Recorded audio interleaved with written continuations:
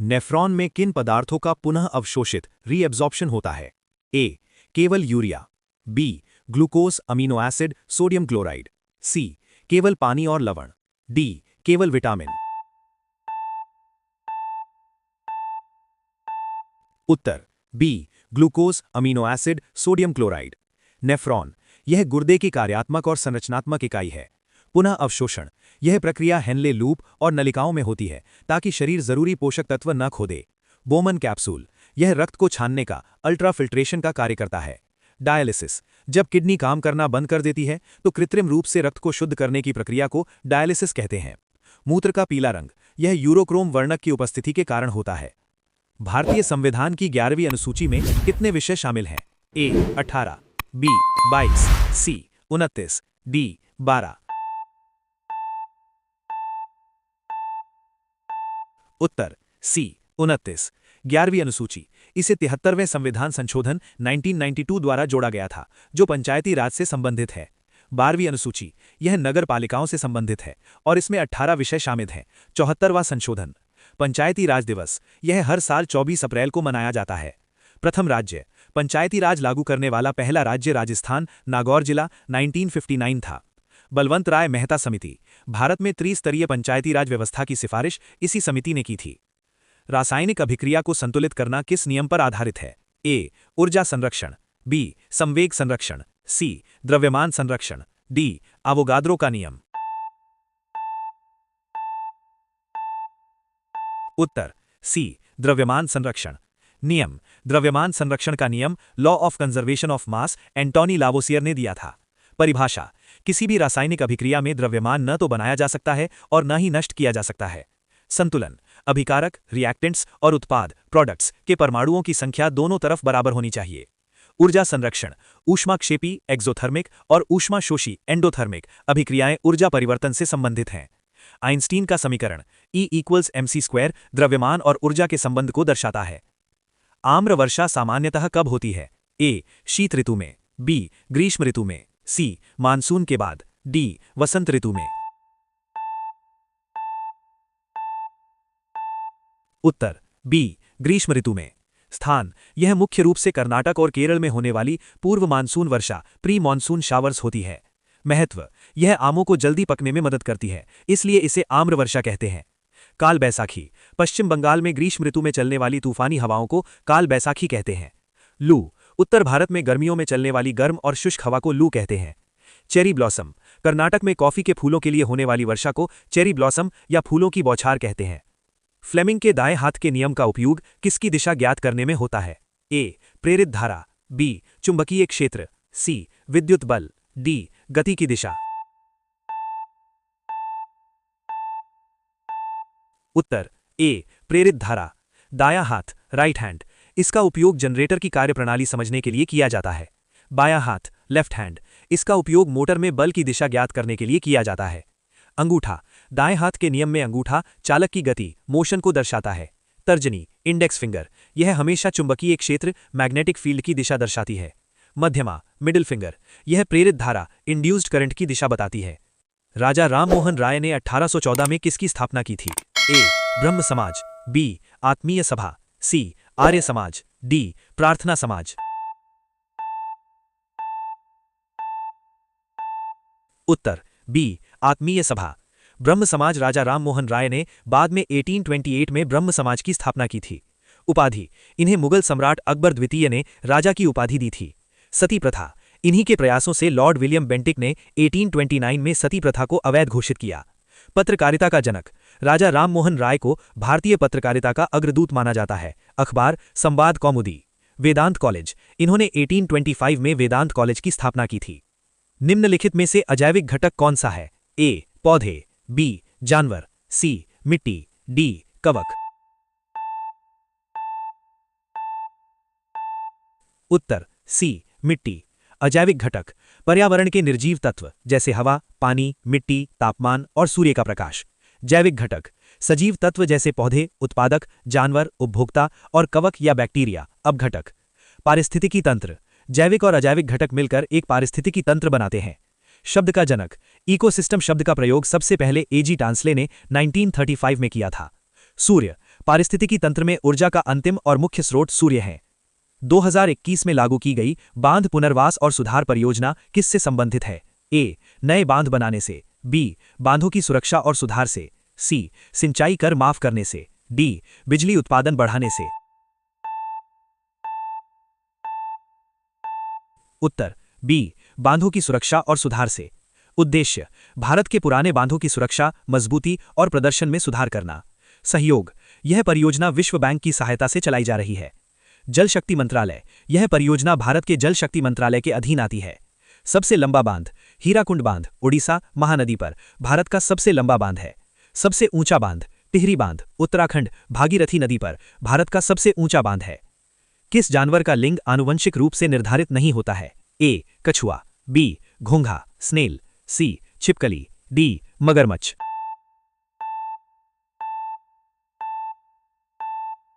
उत्तर B. घोंघा। लिंग परिवर्तन: कुछ घोंघे स्नेल्स अपना लिंग बदल सकते हैं, जो यह दर्शाता है कि उनका लिंग पूरी तरह से आनुवंशिक जेनेटिक नहीं है। तापमान निर्भरता: कछुए और मगरमच्छ जैसे सरीसृपों में अंडे के ऊष्मायन का तापमान यह तय करता है कि बच्चा नर होगा या मादा। मनुष्य में लिंग: मनुष्य में लिंग का निर्धारण पिता के गुणसूत्र XY द्वारा होता है। XX XY, मादा में XX और नर में XY गुणसूत्र होते हैं। पार्थिनोजेनेसिस: कुछ जीव जैसे मधुमक्खी, छिपकली बिना निषेचन के प्रजनन करते हैं, जिसे अनिषेक जनन कहते हैं। भारतीय संविधान का अनुच्छेद 78 किससे संबंधित है? ए. राष्ट्रपति के चुनाव से। बी. प्रधानमंत्री का कर्तव्य राष्ट्रपति को सूचना देना। सी. संसद के गठन से। डी. आपातकाल से। उत्तर बी. प्रधानमंत्री का कर्तव्य राष्ट्रपति को सूचना देना। कर्तव्य: प्रधानमंत्री का कर्तव्य है कि वह प्रशासन और कानून संबंधी सभी निर्णय राष्ट्रपति को बताए। अनुच्छेद 74, राष्ट्रपति की सहायता के लिए एक मंत्रिपरिषद होगी जिसका प्रधान प्रधानमंत्री होगा। अनुच्छेद 75, प्रधानमंत्री की नियुक्ति राष्ट्रपति करेगा। अनुच्छेद 76, भारत का महान्यायवादी अटॉर्नी जनरल ऑफ इंडिया, भारत सरकार का सर्वोच्च विधि अधिकारी। अनुच्छेद 79, संसद का गठन राष्ट्रपति प्लस लोकसभा प्लस राज्यसभा। दुनिया में खीरे का सबसे बड़ा निर्यातक देश कौन सा है? ए. चीन, बी. नीदरलैंड, सी. भारत, डी. मैक्सिको। उत्तर सी. भारत। उत्पादन: भारत दुनिया में खीरे और ककड़ी के सबसे बड़े निर्यातकों में से एक बनकर उभरा है। कृषि निर्यात: भारत चावल और मसालों का भी दुनिया में एक प्रमुख निर्यातक है। दूध उत्पादन: भारत दुनिया का सबसे बड़ा दूध उत्पादक देश है। जूट: जूट उत्पादन में भारत का विश्व में प्रथम स्थान है, पश्चिम बंगाल अग्रणी राज्य। रेशम: रेशम उत्पादन में चीन पहले और भारत दूसरे स्थान पर है। अवतल लेंस द्वारा बना प्रतिबिंब सदैव कैसा होता है? ए. वास्तविक और सीधा, बी. आभासी और सीधा, सी. वास्तविक और उल्टा, डी. आभासी और उल्टा। उत्तर बी. आभासी और सीधा। प्रकृति: अवतल लेंस हमेशा आभासी, वर्चुअल, सीधा, इरेक्ट और वस्तु से छोटा, डिमिनिश्ड प्रतिबिंब बनाता है। उपयोग: इसका उपयोग निकट दृष्टि दोष को ठीक करने के लिए किया जाता है। अपसारी: इसे अपसारी लेंस भी कहा जाता है क्योंकि यह प्रकाश को फैलाता है। क्षमता: अवतल लेंस की क्षमता पावर हमेशा ऋणात्मक -V होती है। उत्तल लेंस: उत्तल लेंस वास्तविक और आभासी दोनों प्रकार के प्रतिबिंब बना सकता है। गदर पार्टी के प्रथम अध्यक्ष कौन थे? ए. लाला हरदयाल, बी. करतार सिंह सराभा, सी. सोहन सिंह भकना, डी. ऊधम सिंह।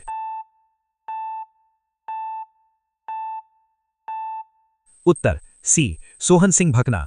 स्थापना: गदर पार्टी की स्थापना 1913 में हुई थी। मुख्यालय: इसका मुख्यालय सैन फ्रांसिस्को अमेरिका में था, जिसे युगांतर आश्रम कहा जाता था। लाला हरदयाल: वे इस पार्टी के महासचिव और मुख्य प्रचारक थे, अक्सर संस्थापक के रूप में इनका नाम आता है। उद्देश्य: भारत को ब्रिटिश शासन से सशस्त्र क्रांति द्वारा स्वतंत्र कराना। कामागाटा मारू जहाज: 1914 की कामागाटा मारू जहाज की घटना गदर आंदोलन से जुड़ी एक महत्वपूर्ण घटना थी। ब्लीचिंग पाउडर का उपयोग किसमें किया जाता है? ए.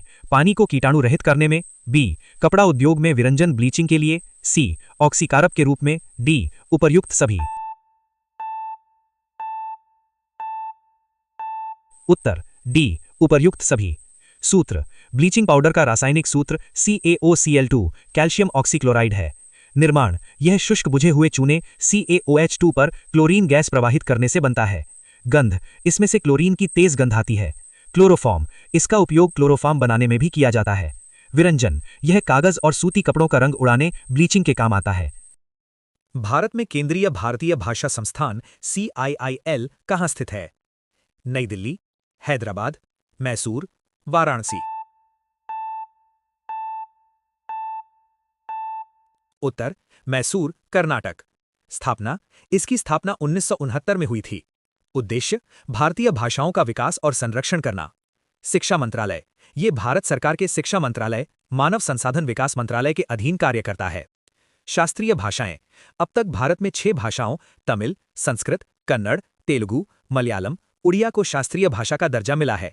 नोट, हाल ही में फारसी, पाली, प्राकृत को भी शामिल करने की घोषणा हुई है। भाषा आयोग, प्रथम राजभाषा आयोग का गठन 1955 में BG खेर की अध्यक्षता में हुआ था। वसा के पायसीकरण के लिए क्या आवश्यक है? A. Pepsin, B. पित्त यानी बाइल, C. Insulin, D. लार। उत्तर है B. पित्त यानी बाइल। निर्माण, पित्त का निर्माण यकृत यानी लिवर में होता है, जो मानव शरीर की सबसे बड़ी ग्रंथि है। संग्रह, ये पित्ताशय यानी गॉल ब्लैडर में जमा यानी स्टोर होता है। कार्य, पाइसीकरण का अर्थ है वसा की बड़ी गोलिकाओं को छोटी गोलिकाओं में तोड़ना ताकि एंजाइम उस पर काम कर सकें। प्रकृति, पित्तरस क्षारीय होता है और इसमें कोई एंजाइम नहीं होता, फिर भी ये पाचन के लिए महत्वपूर्ण है। लाइपेज, वसा को पचाने वाला मुख्य एंजाइम लाइपेज है। संविधान के किस अनुच्छेद में प्राण और दैहिक स्वतंत्रता का संरक्षण वर्णित है? A. अनुच्छेद 20, B. अनुच्छेद 21, C. अनुच्छेद 22, D. अनुच्छेद 19। उत्तर है B. अनुच्छेद 21। आपातकाल, राष्ट्रीय आपातकाल के दौरान भी अनुच्छेद 20 और 21 को निलंबित नहीं किया जा सकता। निजता का अधिकार, सुप्रीम कोर्ट ने पुट्टास्वामी केस में निजता के अधिकार को अनुच्छेद 21 का हिस्सा माना है। शिक्षा का अधिकार, अनुच्छेद 21A 86वां संशोधन 2002 6 से 14 वर्ष के बच्चों को मुफ्त और अनिवार्य शिक्षा देता है। विदेश यात्रा, मेनका गांधी केस में विदेश जाने के अधिकार को भी अनुच्छेद 21 के तहत माना गया है। मैग्ना कार्टा, भारतीय संविधान के भाग 3 मौलिक अधिकार को भारत का मैग्ना कार्टा कहा जाता है। अपशिष्ट प्रबंधन में R5 का सही अर्थ क्या है? A. Read, write, recycle, reuse, rest. B. Reduce, reuse, repurpose, refuse, recycle. C. Run, rice, rest, read, write. D. इनमें से कोई नहीं। उत्तर है B. Reduce, reuse, repurpose, refuse, recycle. क्रम, इसका सही क्रम अक्सर रिफ्यूज अर्थात इनकार करना, रिड्यूस यानी कम करना, रीयूज यानी पुनः उपयोग करना, रीपर्पस यानी नया उपयोग करना, रिसाइकिल यानी पुनर्चक्रण करना है। 3R, इससे पहले 3R का सिद्धांत प्रचलित था, रिड्यूस, रीयूज, रिसाइकिल। रिफ्यूज, ये सबसे प्रभावी कदम है, अर्थात अनावश्यक प्लास्टिक या कचरे को लेने से ही मना कर देना। वर्मी कंपोस्टिंग, केंचुओं का उपयोग करके जैविक कचरे को खाद में बदलना। लैंडफिल, कचरा निस्तारण की वो जगह है जहां ठोस कचरा दबाया जाता है जिससे मीथेन गैस निकलती है। यदि किसी चालक तार में धारा दाएं से बाएं बह रही है तो दाएं सिरे से देखने पर चुंबकीय क्षेत्र की दिशा क्या होगी? A. Clockwise, B. Anti clockwise, C. ऊपर की ओर, D. नीचे की ओर। उत्तर है B. Anti clockwise. मैक्सवेल का दाएं हाथ का नियम, यदि अंगूठा धारा की दिशा में हो तो मुड़ी हुई उंगलियां चुंबकीय क्षेत्र की दिशा बताती हैं। क्लॉक फेस नियम, यदि धारा आपकी ओर आ रही है तो दिशा एंटी क्लॉकवाइज होती है। दूर जाती धारा, यदि धारा आपसे दूर जा रही है तो दिशा क्लॉकवाइज होती है। ओरस्टेड का प्रयोग, उन्होंने सबसे पहले पता लगाया था कि विद्युत धारा चुंबकीय क्षेत्र पैदा करती है। टेस्ला, चुंबकीय क्षेत्र की तीव्रता का मात्रक टेस्ला है। बौद्ध धर्म से संबंधित पवित्र ग्रंथ कौन सा है? A. आगम, B. त्रिपिटक, C. वेद, D. कुरान। उत्तर है B. त्रिपिटक। 3 पिटक, विनय पिटक यानी नियम, सुत्त पिटक यानी उपदेश और अभिधम्म पिटक यानी दर्शन। भाषा, बौद्ध धर्म के ये ग्रंथ मूल रूप से पाली भाषा में लिखे गए थे। जातक कथाएं, ये भगवान बुद्ध के पूर्व जन्मों की कहानियां हैं। महायान और हीनयान, कनिष्क के समय में बौद्ध धर्म 2 भागों में बंट गया था। धम्मचक्र प्रवर्तन, बुद्ध के प्रथम उपदेश यानी सारनाथ में को धम्मचक्र प्रवर्तन कहा जाता है।